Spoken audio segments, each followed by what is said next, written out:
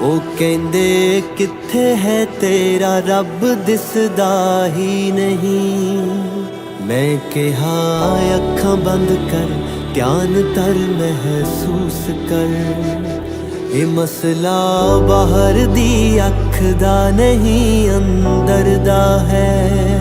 ਮੈਂ ਕਿਹਾ ਅੱਖਾਂ ਬੰਦ ਕਰ, ਧਿਆਨ ਧਰ, ਮਹਿਸੂਸ ਕਰ।